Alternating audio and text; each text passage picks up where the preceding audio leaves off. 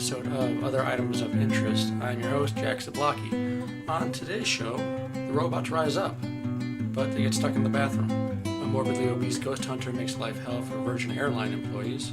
And what do you do when you're 40 and your parents trash your porn collection? Sue them, of course. All this and more on today's episode of Other Items of Interest. This one comes to us from CTV News Canada. British Columbia man found guilty of driving while on phone despite dead battery.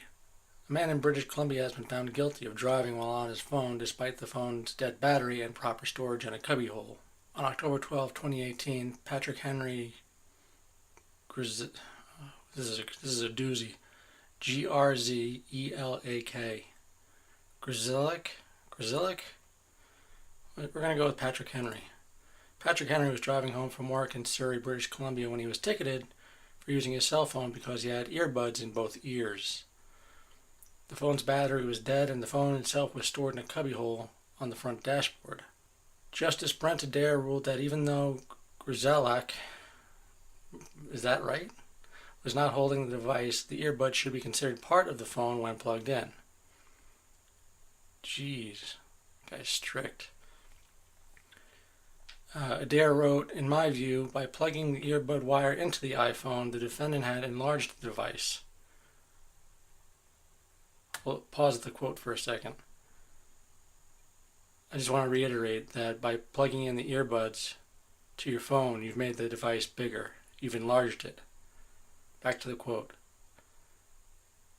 The defendant had enlarged the device such that it included not only the iPhone, but also attached speaker or earbuds. Since the earbuds were part of the electronic device and since the earbuds were in the defendant's ears, it necessarily follows that the defendant was holding the device, or part of the device, in a position in which it could be used. Adair also cited a case from 2015 in which the court rejected the notion that a driver holding a phone with a dead battery should not be considered for a ticket. Simply holding the device in a position in which it may be used constitutes the offense, even if it is temporarily inoperative, she wrote. In British Columbia, electronic devices must only be used while driving in hands-free manner, and the device must be affixed to the car. I just want to know why he had his earbuds in if the battery was dead. They didn't address that. It disappoints me. From KATU Channel 2 on your side. Deputies surround burglar in Oregon home, find out suspect is Roomba trapped in bathroom. Deputies responding to a 911 call from a burglary in progress at an Oregon woman's home ended up catching the culprit, a robotic vacuum that was trapped in her bathroom. The initial call came from someone reporting that a stranger was in her bathroom and that the person had the bathroom door locked. She said she could see shadows moving under the door. Within minutes, several deputies surrounded the home, calling for canine team backup. They say they could hear a rustling noise coming from the bathroom. After calling for the suspect several times over a loudspeaker, deputies went into the home with their guns drawn. After opening the bathroom door, deputies say they found an automated robotic vacuum crashing around the floor. As we entered the home, we could hear rustling in the bathroom. We made several announcements, and the rustling became more frequent. No, it didn't. You're saying... Okay, the little robotic vacuum freaked out inside the bathroom because the fuzz was outside. We breached the bathroom door and encountered a very thorough vacuuming job being done by a robotic vacuum cleaner. The Washington County Sheriff's Deputy Rogers wrote in his report of the incident. Rogers is a crack-up. No word on whether deputies filed charges in the incident, but the suspect's record appears to be clean. Wah, wah, wah.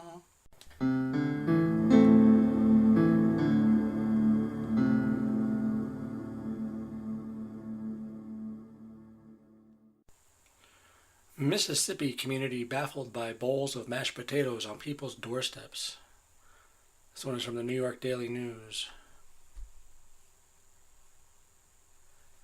Neighbors in a historic neighborhood in Jackson were scratching their heads this week as they sidestepped bowls of mashed potatoes that mysteriously turned up outside numerous homes. The potatoes left in styrofoam bowls appeared around Belhaven, one of the city's oldest communities, and the home of Belhaven University. Residents told local media they have found mashed potatoes on their doorsteps and mailboxes and even on top of their cars. Other residents weren't as certain about what was in the bowls. I've seen a lot of weird things since moving to Jackson, but walking out to my car this morning to find this bowl of what I think was potato salad on my windshield definitely ranks in the top 5, Jordan Lewis wrote on Facebook. One of the theories shared on social media is that this is a prank by students at Belhaven University because many alumni live in the area. Other residents seem concerned that someone might be trying to poison pets in the community. Nobody's trying to poison your pets. Regardless of the motive, neighbors say it's just another odd story from Belhaven, and they don't see the need to call in law enforcement. This neighborhood does a lot of quirky things, Lewis told KFVS. We decorate road signs, we put Christmas trees in our potholes, so it's not surprising at all. That's why I love this neighborhood, because they do so many strange things. But it's definitely one of the weirdest things I've seen since living in Jackson, he said. I never thought I'd see a morbidly obese ghost hunter, but here's a story about one. Man who abused Virgin Airlines staff deemed too fat for jail.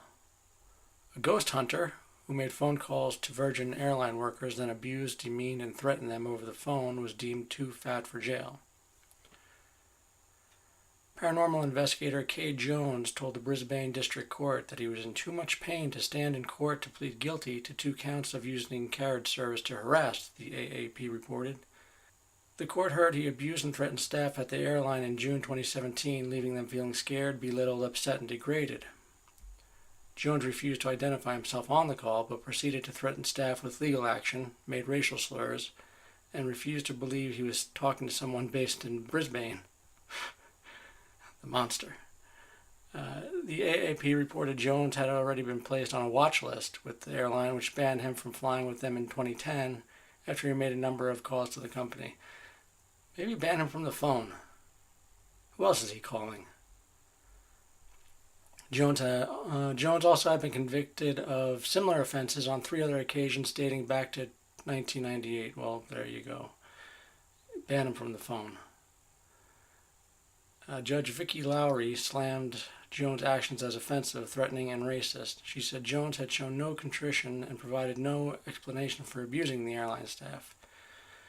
She sentenced him to 12 months prison, but then ordered he be released on $2,000 good behavior recognizance for 5 years. Jeez, a lot of words. I'm exhausted. Judge Lowry said if he harassed people over the phone again, he would be sent behind bars regardless of his weight.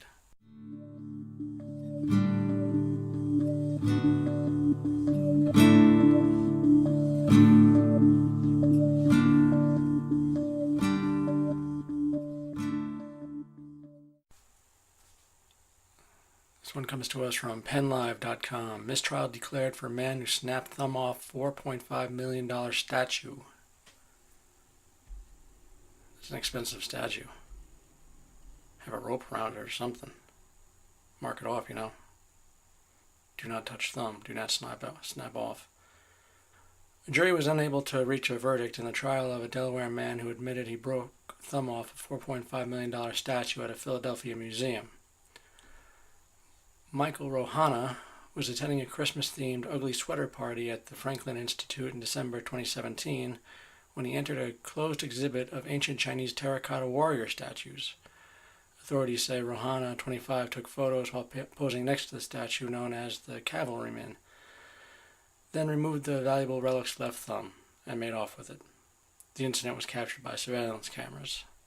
Why do anything stupid? There's a surveillance camera everywhere nowadays. They're on a doorbell. You have a camera on your doorbell. Don't be dumb. Vandalism outraged Chinese officials. Though Rohana didn't deny he snapped off the digit and took it home, a jury deadlocked Tuesday on charges of theft and concealment of an object of cultural heritage. The Philadelphia Inquirer reported Rohana's lawyers argued he wasn't charged under the right law. These charges were made for art thieves. Think like Ocean's 11 or Mission Impossible, federal public defender Catherine C. Henry said in a closing argument. Okay, number 1, Ocean's 11 was a casino heist. Mission Impossible, it's government stuff. They're not stealing anything, I don't think. I haven't seen all the movies. Maybe something like the Thomas Crown Affair, Hudson Hawk. Those movies involve art thieves and art heists, okay? You should have had somebody proofread your closing arguments. Like me, I could have told you the right movies to use. Anyway, Rohana said, no, Rohana didn't say anything. It was said of Rohana, he wasn't in ninja clothing sneaking around the museum. He was a drunk kid in a bright green, ugly Christmas sweater. Rohana, a shoe salesman who lives with his parents, told jurors it was a dumb mistake. I don't know why I broke it, he testified. It didn't just happen, but there was never a thought of, I should break this. He added, every time I see this video now, I'm trying to figure it out. What was going through your mind? What were you thinking? I don't know how I could have been so stupid. A mistrial was declared. Federal prosecutors say they'll decide in May whether to retry the case. The thumb was returned to China. This one comes to us from abc.net.au, Australian Broadcasting. Veteran comedian Ian Cognito jokes about dying before dropping dead on stage. The 60-year-old sat down on a stool while breathing heavily in the middle of his set before dying. South Central Ambulance Service said medics were called to a club in southern England, but sadly one patient passed away at the scene. Show organizer Andrew Bird told the BBC the crowd at the Attic Bar in Bicester thought it was a joke and continued to laugh. When Cognito sat down and fell silent, everyone in the crowd, me included, thought he was joking, he said. He was like his old self. His voice was loud. I was thinking, he's having such a good gig. Mr. Bird said Cognito even joked about his health during a set, telling the audience, imagine if I died in front of you lot here. Audience member told the BBC, only 10 minutes before he sat down, he joked about having a stroke. He said, imagine having a stroke and waking up speaking Welsh. Cognito, whose real name was Paul Barbieri, never achieved wide fame but was highly respected among fellow comedians. Entertainer Jimmy Carr tweeted of Cognito's onstage death, that's commitment to comedy.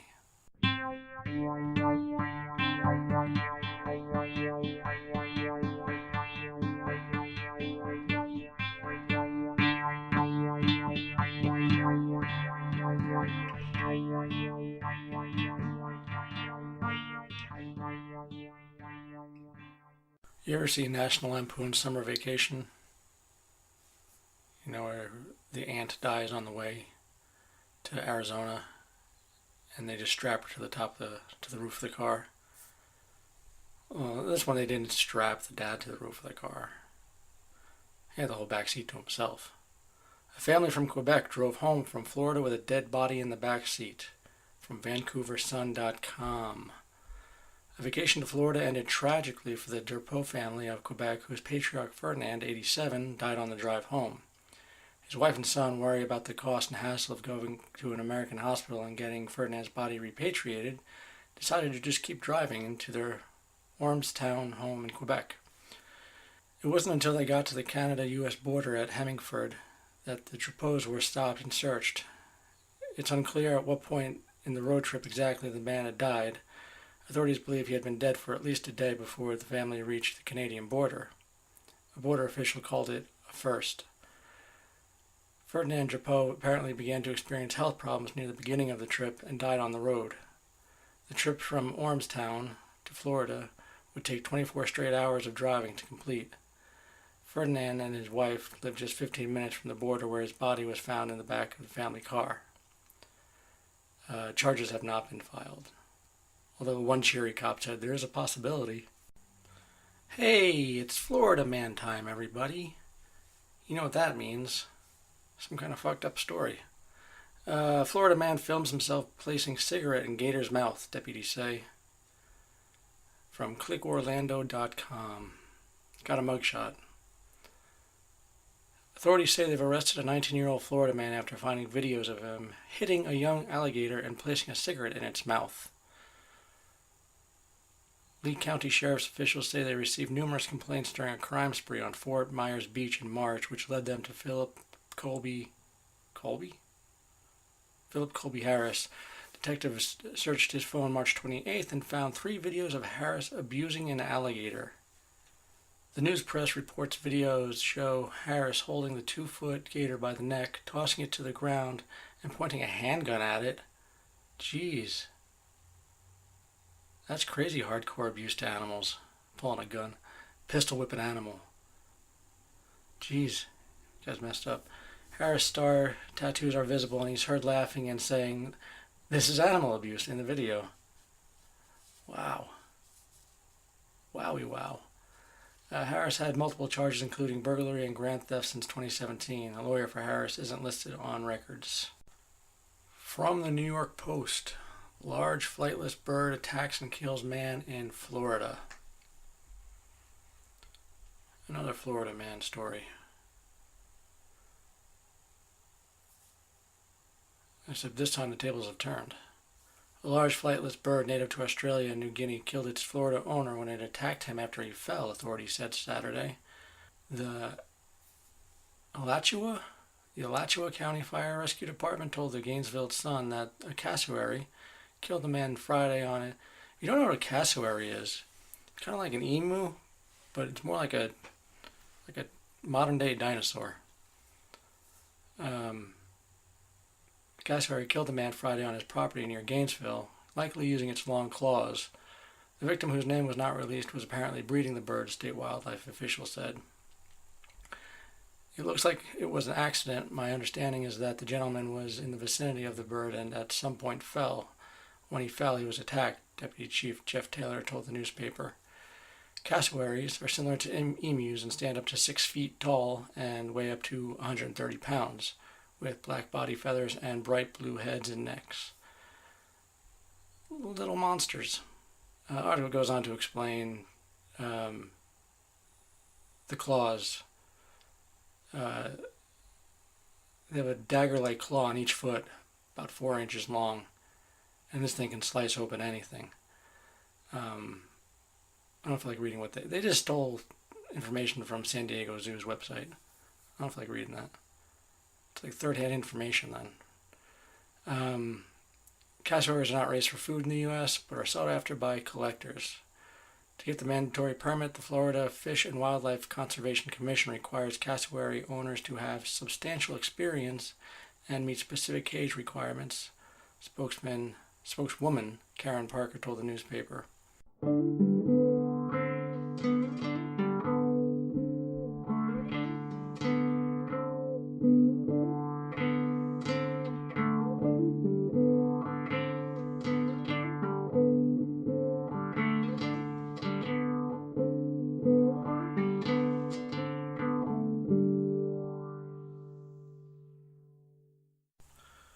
Here's a happy little story about a happy little dog.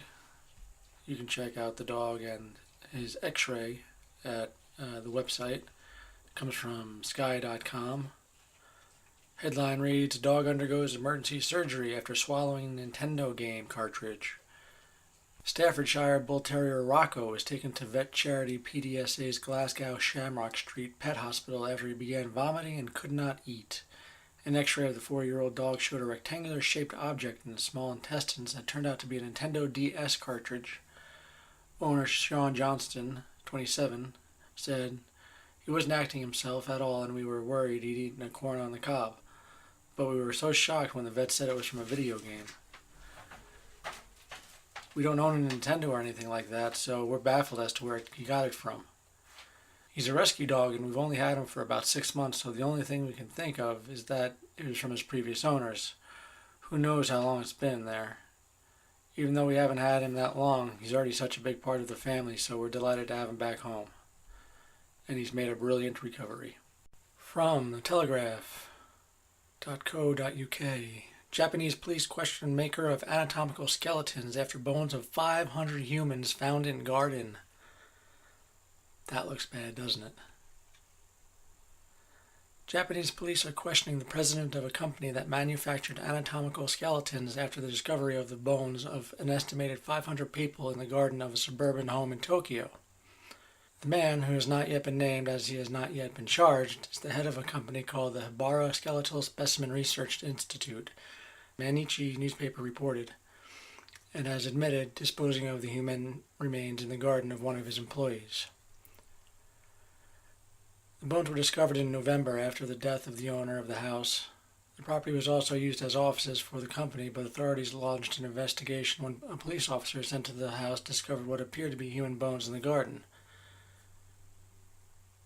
That suspicion was quickly confirmed, and forensic officers eventually recovered the partial remains of around 500 individuals. Police sources told the newspaper that a person questioned in connection with the inquiry said that the company president had imported the bones from India a few decades ago to use for skeletal models. In papers sent to public prosecutors by the Metropolitan Police Department, the company president is accused of violating the Waste Management and Public Cleansing Act. Police are expected to ask how the company was able to obtain and import the bones from India, and the investigation may widen to look at other companies in the same business. It is unlikely that the identities of the dead people will be confirmed.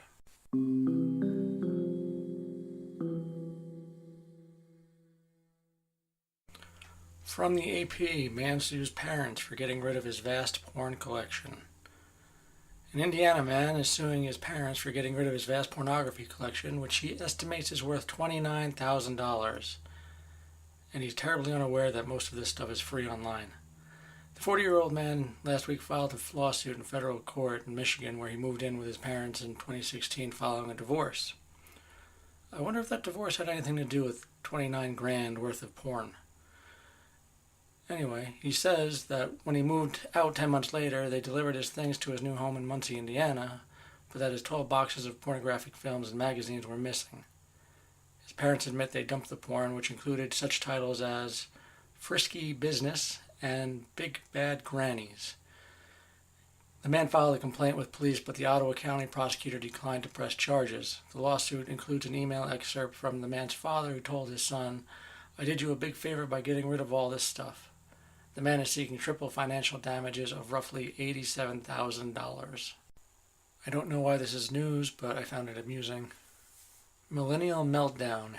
Instagram star sobs that she can't work 9 to 5. From the County Weekly News. Quote-unquote worthless Instagram star sobbed in a video that she can't work a 9 to 5 job after her account was deleted. Jessie Taylor, 21, from Tampa, Florida woman, posted a video plea on YouTube emotionally saying she brings nothing to the table. She once had 113,000 followers, but trolls torpedoed her micro-celebrity aspirations by reporting her as spam. And now Taylor is terrified that without Instagram, she'll end up as a homeless prostitute. Trouble started for the Instagrammer when she was in the middle of editing a post and her account was suddenly deleted. She sobbed on the video, "I'm trying to get it back. I'm calling everybody I can, and I don't know why it's not working out for me." This is news. This has been reported. She goes on to say, "I'm in LA because of this. I'm in LA because I want to be on Instagram. I'm nothing without my following. I am nothing without my following. And when people try to hate on me or report me, I'm literally trying to be a fucking better person," she said. We live in a dystopia, don't we? She added, "I want to say to everybody that's reporting me, think twice because you're ruining my life, because I make all of my money online, all of it. I don't want to lose that." So far, the millennial's tearful plea has tallied more than 183,000 views. Isn't she like 21 or something like that? How is she a millennial? Millennials don't go that young, do they? I don't know. I don't think she's a millennial. I think this is just trying to rag on millennials. This is just some spoiled lady. She goes on to say another quote, because the quotes are pretty good. "I know people like to see me down and be like them and the 90%ers, the people who work 9 to 5. That's not me. I'm in LA to not be like that," Taylor cried. Aww. I'm getting a little teary-eyed myself. She says, "I've worked so fucking hard to get to where I am at, and for that to get taken from me is the worst feeling in the world." Taylor added she has no skills and is $20,000 in debt. From the New York Daily News, primates with smaller genitalia compensate by being flashy and aggressive. Sounds like somebody you know? Male primates with smaller genitalia tend to compete for males through violence or badges of status, according to a joint study by a couple of universities. Those badges include flashy physical traits like the red chest patches of Galatas, the hair capes of baboons, and enlarged noses of proboscis monkeys, according to the researchers. Larger teeth, which are helpful in combat, also help males compete for female primates, according to that report. They also noted the beards of men as sexual ornaments, which may attract mates. I'm just going to read it and pretend I know what it means. Primates' secondary sexual ornaments thereby appear to be under sexual selection as signals that indicate aggressiveness and dominance to other males to settle male-male competition over mating rights without physical conflict. Basically, the primates being flashy and acting aggressive so they don't have to fight. Okay, stupid monkeys. Researchers wrote in their abstract that they studied data on 103 primate species with a focus on the presence-absence of female monopolization and factors related to males biting for the attention of females.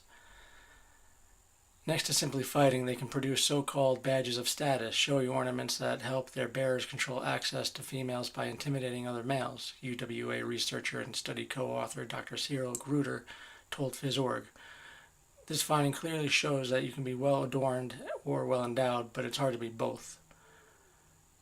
The report, financed by the Swiss National Science Foundation, found compensatory factors for large gonads effectively serve as an equalizer for primates hoping to procreate. And I think we're just going to leave it there with gonads. You could have watched a sitcom, instead you spent the time with us, and I thank you for it. Greatly appreciated. That's all the time we have. That's all the stories we have. If you'd like to visit us online, we are at otheritemsofinterest.com or at otheritems on Twitter. Thanks for joining us. See you again next week.